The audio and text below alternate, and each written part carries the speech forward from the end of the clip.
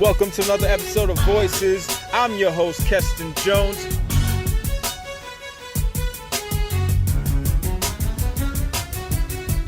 Visionaries offering information with clarity, expertise, and substance.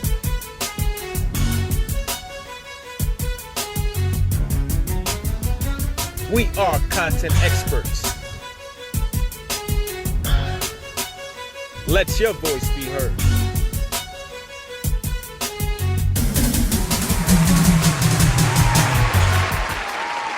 Welcome to another episode of Voices. I'm your host, Keston Jones, and with me we have another special guest. And I will say this, man, I've been trying to get this woman on the show for so long. Miss Casandra Charles. Hello. Thank you for agreeing to be on the show. Thank you for having me. And I say that because I know you're always busy. Yeah. The work that you do, you're always traveling. I think I can't wait to see your travel blog because you've gone so many places. Dubai, Europe, Mexico, you name it, you've been there. And I watch you on social media, kind of living vicariously through your travels. So I just thought that it would be a great idea to have you on the show, especially in light of the work that you do. Mm-hmm. And JR. I'm just going to put JR out there. For those of us, we'll learn more about who JR is. But again, thank you for being. How are you feeling today? I'm feeling good. Feeling good? I'm happy to see another day, so I'm always blessed and thankful. Absolutely. Yeah. So let's get into a little bit about yourself. Yes. So tell us about yourself. Like what's your background? Where did you grow up? So born and raised in Brooklyn. Okay. Parents Shout out to Brooklyn. Yes, of course. Parents are from the islands, Trinidad and Tobago, so I represent both. I was just a very active child growing up. I did a lot of sports. I just was like a happy-go-lucky child. Ended up going to college in Atlanta, Georgia, Morris Brown College. Oh, okay. So Atlanta, Georgia, Yes. East Coast, Yes. now South. Yes. Like, tell us about that transition.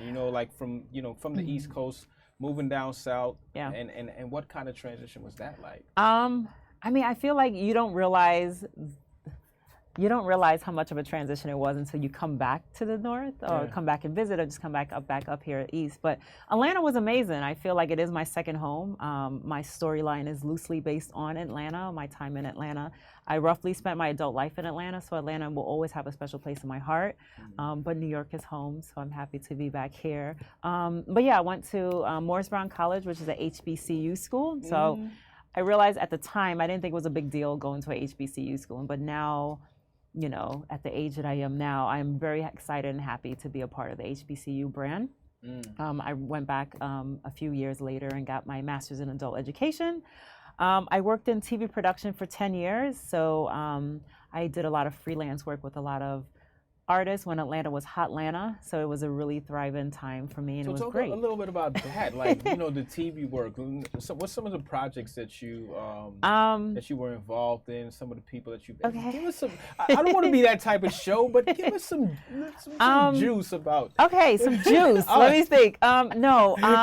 So my very first, and I remember this to this day, my very first music video was the Yin Yang Twins, Whistle While You Twerk. Oh, God, okay. And I love the twins. The twins are great. We became good friends afterwards. But that was my first music video and my first involvement into the TV production world. And it was so foreign to me because I walked on set and everyone was like, oh, the change room is this way. And I'm like, oh no, I'm sorry, I'm actually working. I'm not that kind of worker. I'm actually working behind the camera. So I did my first production assistant opportunity. I did maybe about 3 or 4 months doing music videos. I worked with Usher. I did a couple of his music videos. I did all of the Twins videos. I did some stuff for Puffy. I guess when he was Diddy back then. I'm not really too sure what we go with now. And then, I had I guess my big break was a photographer named Jonathan Mannion, who is a very famous hip hop photographer. And I remember one time they said they needed a production coordinator to coordinate some of the shoots that he was doing. And after being in TV production for all of 4 months, I was like, I can do it. And that was it. I had my big break as a production coordinator, and I've been coordinating for years, and I loved it. I've done a couple of PM, which is a production manager work. I got into concerts. I've done Jay-Z's world tour when he came to Atlanta. I've done a lot of shows at the Atlantic Civic Center. Oh, God. So my resume when I did TV production was great. I loved the career. It was a great time, great industry. And then I guess reality TV kind of took over. And my initial goal was I wanted to teach at a collegiate level. Even though I went to Morris Brown College, I did take majority of my classes at Clark Atlanta University. Mm-hmm. So I am an honorary Clark Atlanta grad because I didn't officially graduate from there. But so I represent both Clark and Morris Brown. And yeah, so my professors at Clark was like, if you can go back and get your master's, you can be a teacher or professor at college. And I'm like, this is great.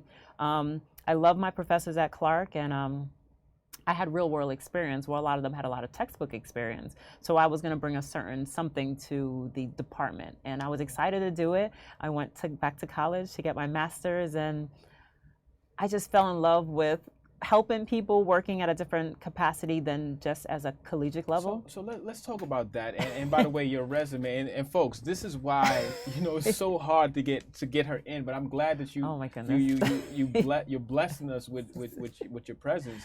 But with respects to getting your master's, yes, and helping people, why did you want to get into this kind of work? Because on one level, you're around stars, entertainment, and all these other things. And then on the next level, you're deciding to work with real issues, real people who are suffering. Yeah. What led you to get into this type of work? So just as a series of getting your master's, you have to do a series of papers, small papers, and then eventually the very last one has to be a really, really big paper. And I started off doing some basic standardized testing. I was one of those child growing up that had a hard time. I do suffer from adult dyslexia. And I had a hard time kind of learning, was going through a lot of things, and standardized testing was not my friend. I just did not understand it. I didn't really like it.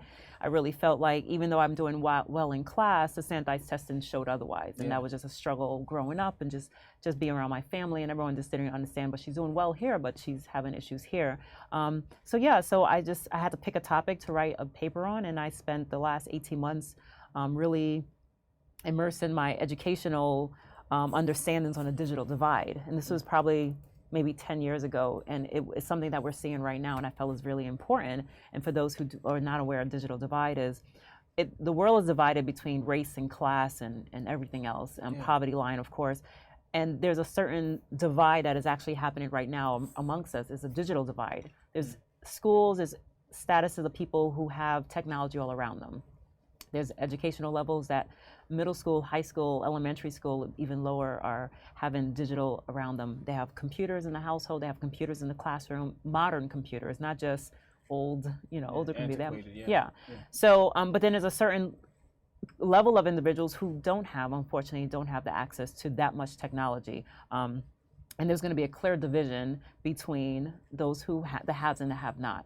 Absolutely. And at the time, 10 years ago, I felt kind of bad because I am very blessed to have at the time, technology around me, working in the TV and film industry. I live with my Mac. My Mac is always with me, and I was always on the phone. And I felt kind of guilty not realizing there's a certain number of people out there that doesn't have the access to anything. So I did my final paper on the digital divide, and it was just an eye-opening experience for me. And after I finished, I felt like I wanted to help. I felt like my 10 years in the TV and film industry was very helpful, keeping me organized, allowed me to kind of look at the bigger picture and scale it down and be able to manage a lot of moving pieces. And my first job was at a nonprofit art gallery where we helped kind of like an after-school program for individuals so they could have something to do in Atlanta. It was a great experience. I worked there for about 2.5 years, and then it just kept going from there. I worked at another school where at the time, I didn't realize what I was doing, but it was workforce development. I was helping people work on resumes, cover letters. I started implementing my own presentational slideshows where I just started putting things together, saying, well, let me help you with your resume. And then I just started putting things together in a slideshow presentation. Started off with maybe like a 15-minute presentation, then it went to a 30-minute presentation, then it went up to a little bit higher. So nowadays I have like over 100-slide presentation on. Well, let me say, first and foremost, I certainly want to applaud you for the work that you're doing, especially, in line with some of the work that I'm doing. I really believe it's important for us, especially individuals of color, to give back to the community, especially someone like yourself who's informed and are able to really educate our youth on different choices. Yeah. You mentioned standardized testing and the divide as a result of that, and the digital divide. Where a friend of mine, he actually started a company where he offers Wi-Fi to low-income communities, because you mentioned just Macs and these computers. You have some households that don't even have access to Wi-Fi. Correct. So kids may not be able to even get on the internet in order to do the homework and things like that. As well as the testing, where many kids from low-income communities may test lower because of not being used to the questions, or the questions being based on European ideology or culture.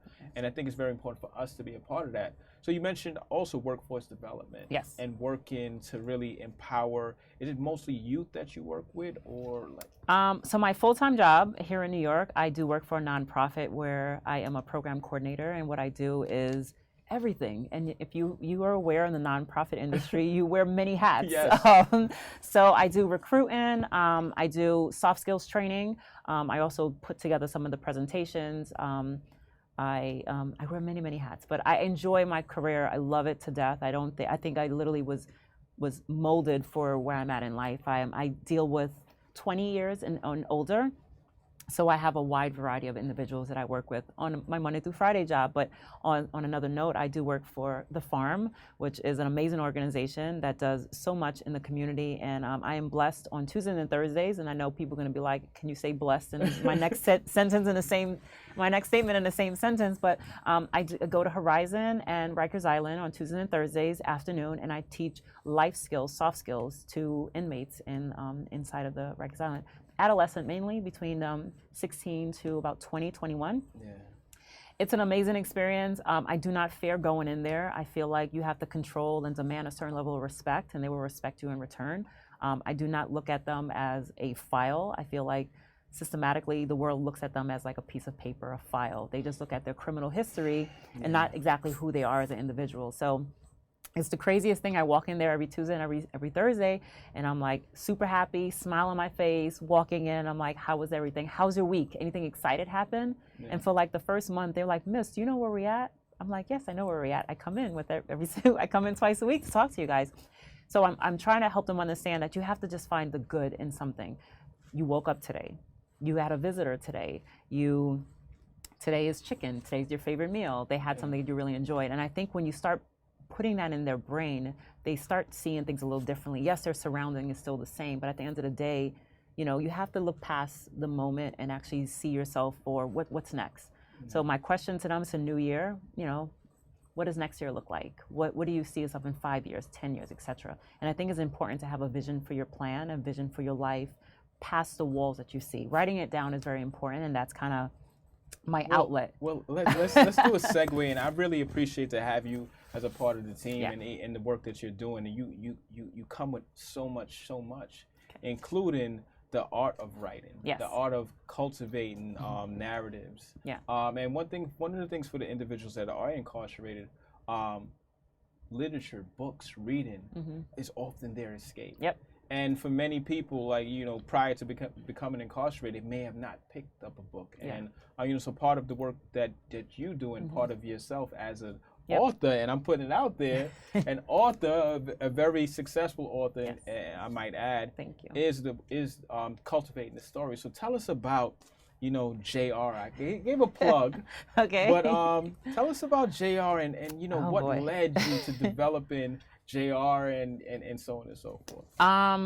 So I always say, the Jamie Reynolds Chronicles, the JR Chronicles, is a 6-part urban romance drama series. And what it is I loved reading. I'm an avid reader. We are only 3 weeks into the new year, and I'm on my 5th book already, which sounds crazy. I take the public transportation and I have a reader, and it's the best combination ever. So I love reading, and I've always loved reading. My favorite authors are My favorite books are obviously the classics, Be More Careful, The Coldest Winter Ever. Oh, God, yes. You know, it's been an amazing experience to read these books. And I feel like I've read these books and I wanted more. Like, well, what happened to the characters and what happened at the end? And I just always wanted more. And I never got enough of a good book. And that was kind of how my series got started. Initially, it was going to be 3 books. I was going to finish it in 3 books. And my thought was, you're going to follow, it's Chronicles, so you're going to follow a timeline of said character for 5 years. I feel like that was a good cutoff point for 5 years. You know, I finished the first book, which is Lust and Lies. Okay. I finished the first book in Lust and Lies in 2015. Okay. And to be honest, I will probably say, honestly, it took me, it sounds crazy to say, but it took me 10 years to finish it. I didn't write all that 10 years. I wrote and I put it down. Yeah. And then I wrote and I put it down. I wrote, I put it down. And I always tell people, just write one page at a time, one chapter at a time, and you will finish it. So it took me almost 10 years to finish the first book. I will probably say consistently writing, it probably honestly only took like 6 to 9 months when I really sat down and buckled down and actually started writing it. All the books in the series, you mean? Well, book 1, for sure. Book 1, okay, yeah. Once I finished with book 1, I was like, oh, I did this. I can do this. Yeah. I'm self-published. So, you know, there's so many streams out there. This is 2019, so you definitely have take advantage of all the services out there that allows an independent author like myself to be an author. Mm-hmm. So I'm on Amazon. I'm also on my website. People can purchase the book directly from me. I do autograph it when I send it out. And so I finished book 1 in 2015, and then 6 months later, book 2 came out in 2016. Actually, excuse me. Book 2 came out, yes, a year later in 2016.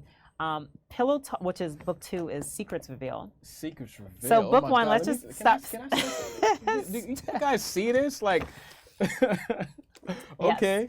So Secrets book 1 Reveal. is Lust and Lies. It's a great series, I would say so, because I know the author. No, it's a great series. It is kind of following through the main character, who is Jamie Reynolds, also known as JR. You follow her through kind of her first stage of life. She's out of college. She is kind of dating, kind of going through life, trying to find her independence as a career. And you just kind of follow her life. And of course, in the mix of everything, there's always relationships.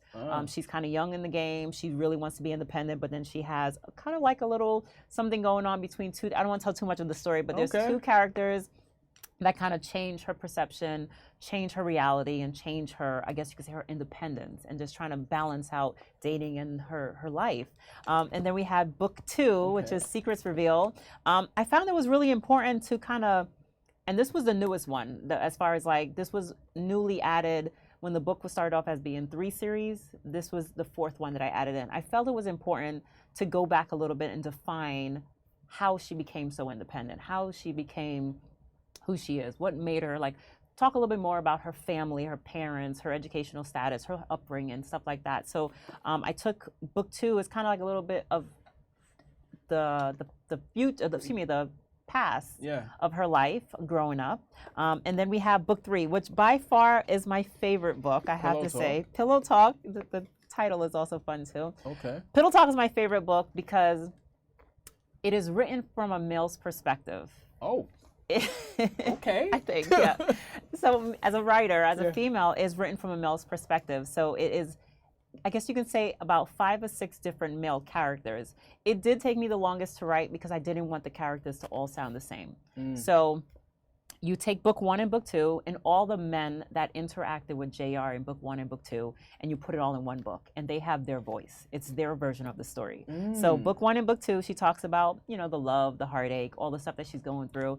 And then in book 3, the guys are giving their point of view. So it's like, she has her version, and of course there's always 2 sides to every story. Well, 3 technically, the truth. Yeah. So this is the guys' version. And there's a multitude of guys throughout book 1 and book 2. There is a player, just per se. There is the one that got away. There is the average Joe. There's the friends with benefits. So it's all written from their point of view of their interaction with the main character, Jamie. So why do you like that the best? Why? What? I feel because like of what, the creativity of it? Yes, it totally challenged me as a writer. You know, like I said, I really never see myself as a writer. I think I just owned the writer's cap, to be perfectly honest, about 8 months ago. I really was kind of like, I'm a writer. I would meet people, interact with them, and then never once would I mention, well, by the way, I'm an author. Oh, by the way, my books are available on Amazon. I never did. I never mixed my worlds. My professional life was my professional life. My books was just like an alter version of myself. So no one knew about, like, I don't even think you knew, for a very long time. No one knew I was an author for a long time. And then I realized, like, I'm 4 books in. This is like something that I should own and be really proud of, especially with the difficulties I have as a writer. And I just wrote. I have an amazing team. My editor and my formatter has been with me since day one, and they've supported me. They've encouraged me. My readers support me, encourage me. I am the one that answers on all my social media pages. If someone tells me they've got the book, I will ask them, what do you think? How are you doing? I'm always responding back. I think communication and just really being humble is key.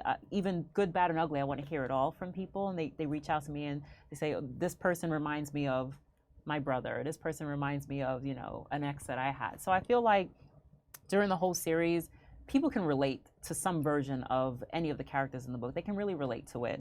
So Pillow Talk, like I said, it is my favorite because it did challenge me the most. I really feel like I had to step outside of my comfort zone of writing, because I will honestly say my book series is loosely based on my life, and then I also have a bunch of friends that just to make a book a good book, I've added their life into one character. Got you. So it's a lot kind of going on. I like to say if it can be like a TV series or a movie, it will be definitely a cross between one of my 2 favorite shows, which is Sex and the City, of course, which is always a great classic. Absolutely. So it's a cross between Sex and the City and something like Girlfriends. So it's like you kind of follow, not necessarily a group of friends, but you follow one character that's just going through so much in life, from love to relationship to finances to just everything that an independent woman goes through. I will probably say the series over 6 books, which is the final books is going to be 6 books long. It probably follows maybe like 10 to 15 years of her life. And I feel as much as I enjoyed reading all the books that I've read from my favorite authors, it stopped after 1 book, maybe 2 books. And it was never something that you just kept following their life. And so book 3 is just that, Pillow Talk. And then book 4 was Too Good to Be True, which is a really fun book to write. I kind of just stepped outside of my comfort zone and wrote from a place of hurt. I feel like it's a very personal. It's a very personal place where a lot of females find themselves in it, where it's like love hurts. Love is great, and then it hurts. So, is it too good to be true? That was kind of like a question you have to ask yourself as you go through a relationship, as you learn and you grow about yourself. And I'm in a process right now to write book 5, which is actually Pillow Talk 2. And I don't want to say too much about it, but if you read Pillow Talk 1, you would see the need for a Pillow Talk 2. Okay. So book 5 is Pillow Talk 2, and then book 6, because the series has to end, book 6 is called Tender Loving Care, and it's spelled Tinder, like tender dating. Online. And I feel like, the character has been through a lot in her life, let's just say 10 years, and she is dating in 2000, say 16, 17, 18, whatever the year takes place.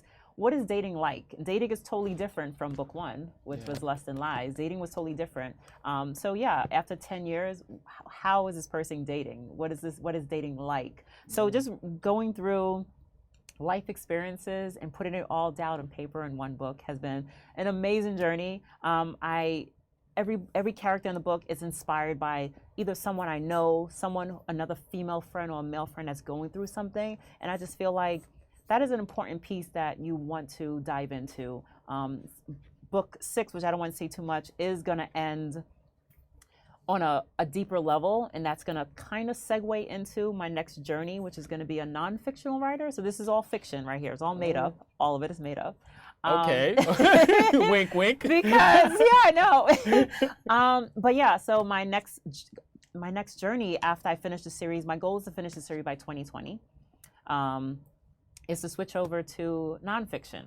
I want to really, again, challenge myself as a writer and not really make up stories or channel individuals that I know, but I really want to sit down and interview them and talk about life that they went through and things that they feel. Between reading all the books I read, I love romance drama series. I love urban series. Sometimes they're called street lit. I'm not all the way into street lit, but I love a good relatable series. So what would you call your series? in terms It's of? It's very long. I like to sum it up as an urban romance drama series. Urban romance drama series. So it has it all. It is urban because I do write from an African American point of view. It is drama. Why? Because to keep 6 books going, you have to add it in there. And it's a series of 6 books. So well, one of the things that I'm just in hearing the story, I'm just so fascinated by the stories. And when it comes to book 6, yes, you know, you have an artistic license, and I'm hopeful that JR finds love. Oh. And she finds out that it is, you know, as good as it was advertised. That's just my personal opinion. And, you know, because I always think about, like, you know, why did the author make that decision? Yeah. You know, I just saw a movie, and it was great author, James Baldwin. Yes. Beale Street. Yes. And, wow. you know, the end of the movie, I left the movie feeling like I was so just excited about the story. And I left the movie feeling like, you could have ended it differently. Okay. You know, Regina King could have went to Puerto Rico. And don't tell the movie. People haven't right. But I just felt like, as an author, you have that ability to do that. And oftentimes, you know, but again, we want to be real too. Yeah. And the life and the work and our communities and our environments are often filled with heartache and filled with ups and downs. So, you know, you are self-published. Yes. And some people, you know, in terms of like music industry, you know, you always have that question, you know, should I go to a major label or should I be self-published? What went into your decision to be self-published? And what advice would you give someone in, you know, in deciding whether they want to pursue that route? So first, my biggest advice, and I give this all the time, just write. Yeah. I feel like people will say, how do I do it? How do I get started? I am telling you, I am not an author. Up until now, I'm owning the author title, but I just wrote. I didn't do an outline. I really had no rhyme or reason. I didn't have anything laid out. I just wrote. My goal was to do 3 books, and then more stuff started coming to me, and then I just wrote. Like I said, I think it's really important to have a good editor and a good formatter, and I think they will take your vision, no matter how many red squiggly lines my editor sees because there's misspelling or just you know, errors in the writing. I feel like they clean it up to what it's going to be. They don't change your storyline. They just clean it up. So I tell people all the time, just write. I have a couple other author friends who are published, and pressure is different. I do have a lot of moving pieces in my life, and I know there is deadlines that you have to hit as an author, especially a published author. Now that I have 4 books in, I am open to probably getting published, and I've been kind of talking around to see if that is something that I do want to explore, because the pressure is not as strong as, you know, starting over or just developing the whole 6 series, because I did take some time and I don't want to rush and just put anything out. So since I started book 5. So book 5 is probably going to be done in about a month or 2. And then oddly, book 6, I have channeled and started book 6 already. Book 6 has 125 pages already done. Oh, God. Yes. So I wrote it over Christmas. It was a great time for me. So I wrote it over Christmas. So book 6 was going to be book 5. And then I switched the part of it only because exactly what you said, the ending.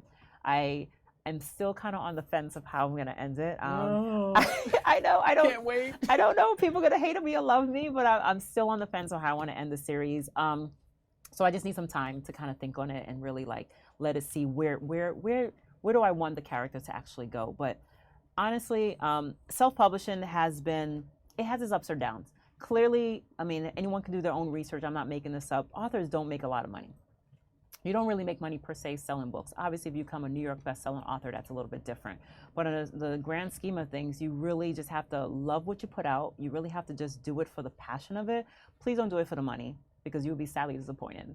But when you go out there and you meet your participants or meet your audience who's reading your books, and they actually say, they motivate you to keep on writing. And then you also start doing talks like this, interviews. You also start doing some special appearances. You start doing author talks.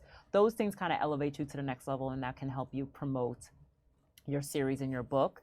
And I think it's really important. This is 2019 to really take advantage of social media. I was very shy for a number of years on social media. I started 2018. I started my social media page, the JR Chronicles. I started the JR Chronicles. I think I had maybe 78 followers, and I was okay with that. And then I realized I'm not doing myself justice as an author. And that's what I said. I really kind of own the role as being an author probably about 7-8 months ago. And that's when I really started marketing. It's free marketing on social media. I started marketing. I started sharing my story. I started posting things. I started talking about my experience. I started being a real person. And I met with an author friend who has thousands of followers. And I was told, and this is a great advice, I was told that in order for them to, there's so many books out there. I think Amazon did a study recently. There's over 1 million authors out there right now. We just hit 1 million authors last year. And there's so many authors out there that, how do people pick what book they want to read? And the biggest way through social media is they have to like the person. They have to like the author. Yeah. So I had to market myself. I had to I'm a very shy individual. You heard us talking before we started airing, and I had to like talk myself through through this. I'm so used to being behind the camera, not in front of it. Yeah.